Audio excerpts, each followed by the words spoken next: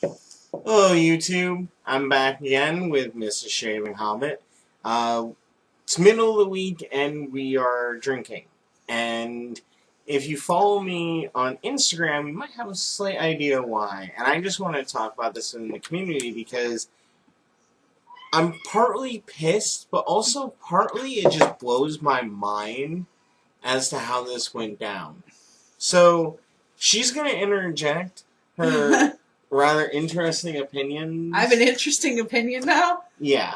Oh, and by the way, you did call me Mrs. Shaving Hobbit on the internet. I did last time. I know. Yeah. You named the video that. I know. Anyways, so she's going to interject when she feels like it. But basically, rewind before I started doing these videos. And I had a job that kind of sucked. Not going to lie. It didn't pay very much. Selling technology at a large retail Office supply store. Exactly. And it was going well. The money wasn't very good, but the job wasn't that bad and everything, was working out. He's being very kind about it. But out of nowhere, the school let out. Well, school let out, and then all the high school kids were like, manager, whose name I almost said, I want more hours. Give me more hours. Can I have my hours back? And then he was like, oh, screw you, 26-year-old who's trying to pay bills and support his girlfriend and support his entire life off of this one job that was almost full-time, so the money was pretty good. And it was enough money to get by on. But anyways, so that happened, as she said, and my hours went from about 35 hours on average to 2 days. 2 days of 5-hour shifts, and I was getting cut on those days. Yeah.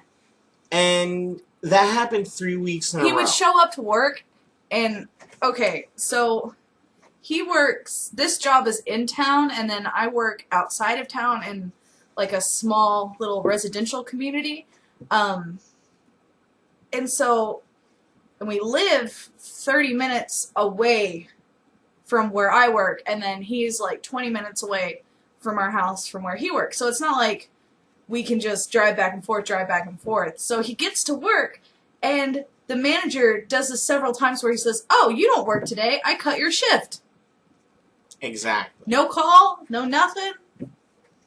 So I told him, I said, hey, I'm going to need to find a second job. He said, okay. So I went looking for a second job. And then I got my nice retail job at a large home improvement warehouse. Not saying their names for obvious liability reasons. So I get that job, and they tell me they schedule 2 weeks in advance. The office supply job schedules 1. So I go up to him and I'm like, look, I can fandangle things and change my availability at both places, and then neither place has to worry about it. Or because they schedule 2 weeks in advance, I could just give you my schedule and you could work around it. Would that work for you? And he's like, yeah, sure, that's no problem. So I do that, and it lasts about a month. A month of that working out pretty well. Between the two jobs, I was getting about 50 hours, and they're right next to each other.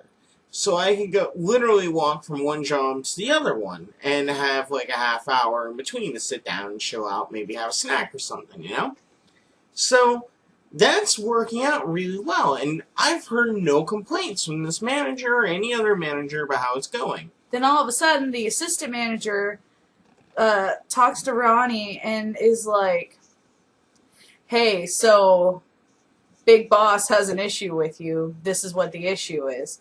First time that Ronnie's ever been confronted with any kind of issue. And then there's like this weird gray period where he gets offered a full-time position in furniture. Yeah. And, like, bear in mind that we live in a fairly small town.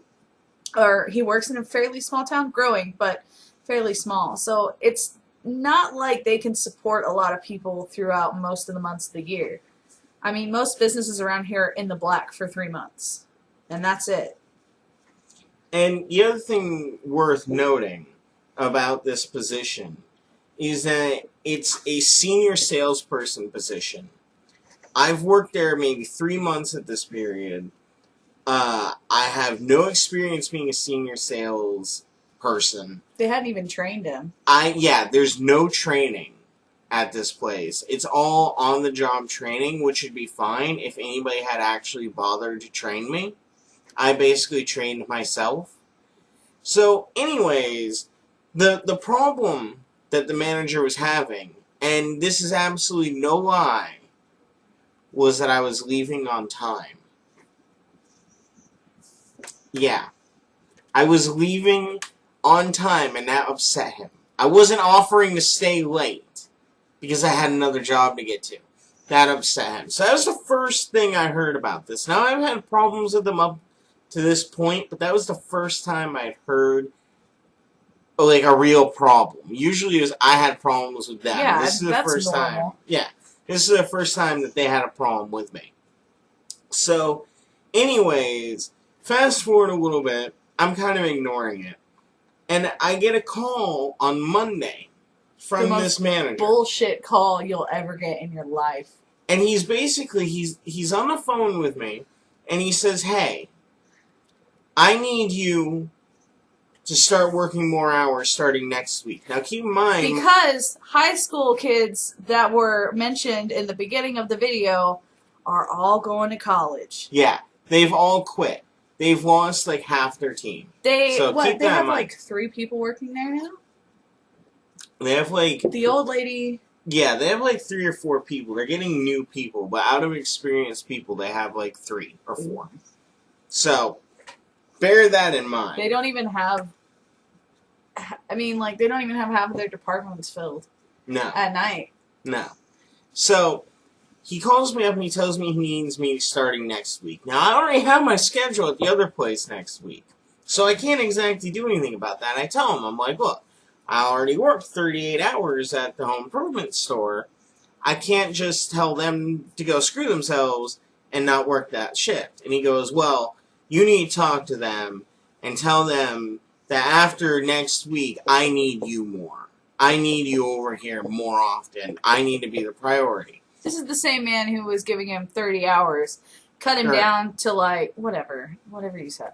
And then cut him down to 2 days, and then cut him off of those 2 days. So there was literally a week where he didn't work at all. And you guys are all adults. You're all making your livings out there, and like, you can't just do that. Well, you can, but you have to prioritize your staff. Exactly. I mean, if you have people that are hungry for money, you should prioritize that person and put effort into that person so that they're better at their job, so they become an investment for the company.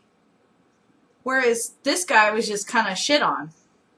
And then told to make a choice to choose the company that shit on him in the first place. So, I go to the lumber place, the place where I'm always cashiering in lumber, and I tell them what I was told. And they're like, well, we can't change your availability. It takes 3 weeks for that to take effect. But for the next schedule, I'll consider what was said, and I'll try to schedule you in such a way that you'll be able to work mornings over there. And I'm like, okay. That's as much as anybody could ask, right? Mm. So I go over to the office supply store, because I'm at work like 3 hours early. And so I go over there, and I'm talking to the manager, and I tell him this, and he goes, well, you need to go right back over there and tell them that I am your first job, and they are the second job, and they need to prioritize my needs. And I'm just like, I'm standing there, and I'm like, I'm just utterly confused, first off. Like, first I'm confused. Then I get angry. Because you don't tell me what I need to prioritize in my life. And secondly, you've offered me shit hours, 0 benefits, less pay. And less pay. I have absolutely no reason to prioritize your business. Sorry, the screen is going black. I have absolutely no reason to prioritize your business or the one that has benefits, pays more, and gives me more hours, right? So I tell him, I'm like, I can't do that. Like, I have no reason to go over there and do that. I'll work with you. I Why want to would you help cut you.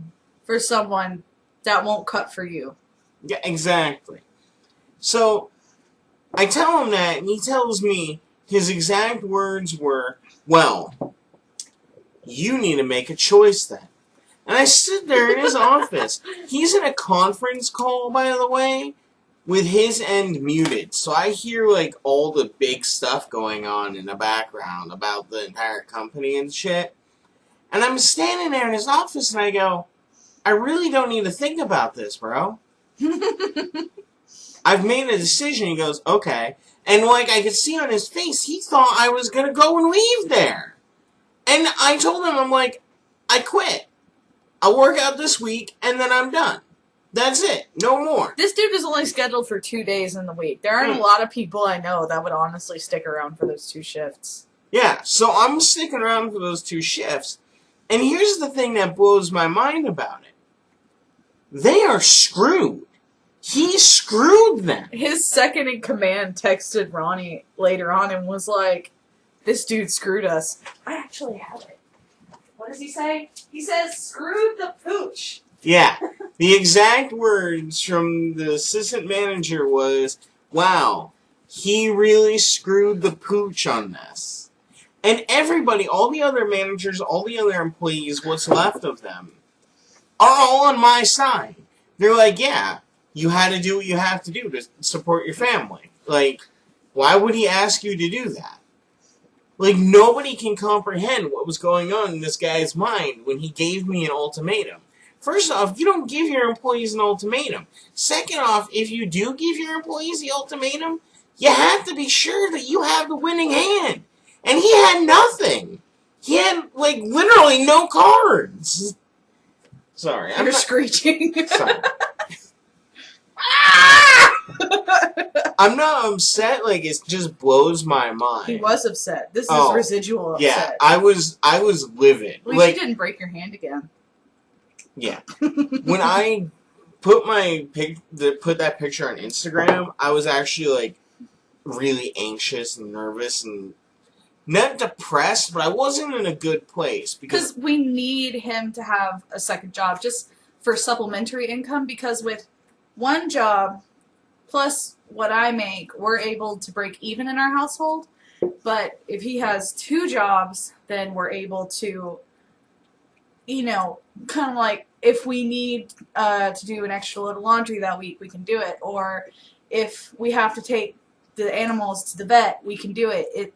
There's no struggling if he has 2 jobs. So it's not like he wanted to quit. It was like he was forced to quit. Exactly. And you don't even know this today. The assistant manager came up to me today, and keep in mind, he's worked at the home improvement store before. He knows how this all works, and he knew this is going to happen. He told me as soon as I got the other job that something was going to happen and I was going to leave the office supply store. And he was right. But he came up to me today and he goes, hey man, I know you hate him. And I know you hate it here. Was there any way I can convince you to stay if I can get him to let you stay? And I had a moment where I was like, you know what? If he wants me to stay, I'll stay. Because it'll be easier. It'll be easier to have... It'll be easier for everyone. Exactly. It'll be easier to have that job still. But I was so turned off by the way that he tried to throw his weight around, not just this one time, but multiple times in the past, that I just can't do that anymore. There is something that I've learned from owning my own business, is that you never, like, you rely on your staff and you trust your staff, but you never let your staff know how much you need them. Exactly. You prove to your staff that you could do it on your own. That gives you a bargaining chip. And he never did that. Like, he would cut my hours. This dude's been on vacation 3 times since you started there. Yeah, 3 times in 3 months. And we're talking not just like a couple day vacation. We're talking like week-long vacations. He went to Puerto Rico. And after back to school, which is a big thing at this place, he's going on a week-long hunting trip. This dude should not be hunting. I've seen him in his hunting gear. It is hilarious. He's maybe a little taller than Ron. And I'm sure that they have seen your videos and know how tall you are, that you're like 5 feet tall. Yeah, they know. And he's like this scrawny, like, little dude with little, like, douchey goatee. He has, like, this thing going on. Like, okay. I have the chart that I found on Google when we were just having I have types. a better example. Imagine, just for a moment, imagine Ozark Hillbilly's facial hair, but bad. Like, bad. You know, it is like that. Yeah, it's like scraggly, it's not filled in, it's not well kept, and it looks like crap half the time. Unlike Ozark, who has actually, like, one of the best goatees I've ever seen, and I usually don't like goatees. I think, just I'm a beard guy, Yeah. So he comes in one day, and this video is getting really long, so we're going to have to end it soon. But I just wanted to leave this to you guys that hunt.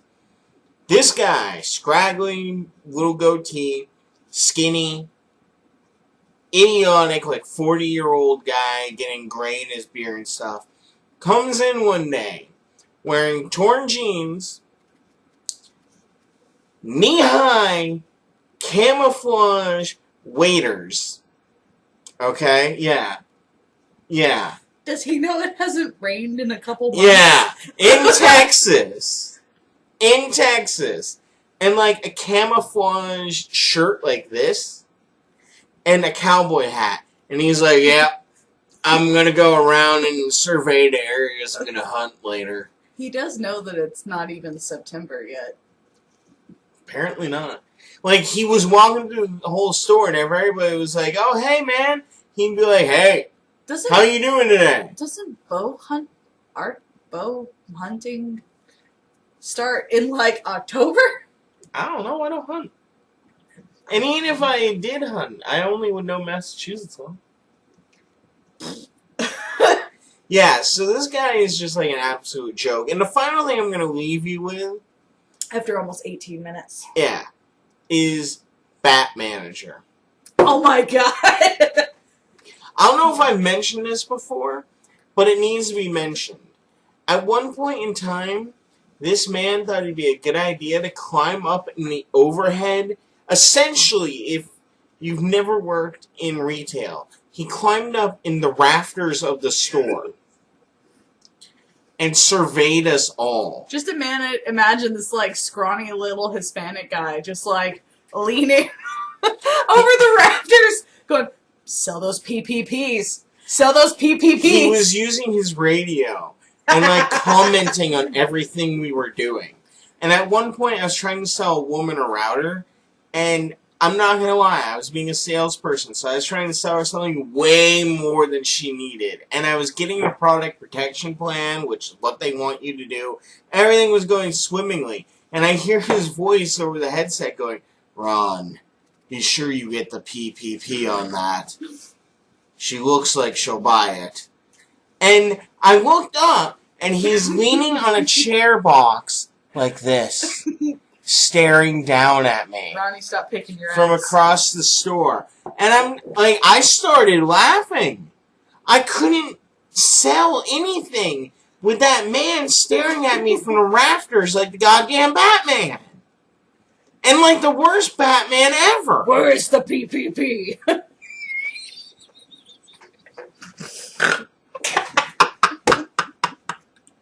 I think that's enough, YouTube. It's been 20 minutes. Surely you I just quit needed to get this minutes off ago. my chest. I just needed to tell you guys, what was going on. And I am looking for a second job again. This time, they'll know that they are not the priority. And if they try to make themselves a priority, they kiss my ass. You hurt yourself. No. Alright, that's all. I'll talk to you guys later. Dinner time.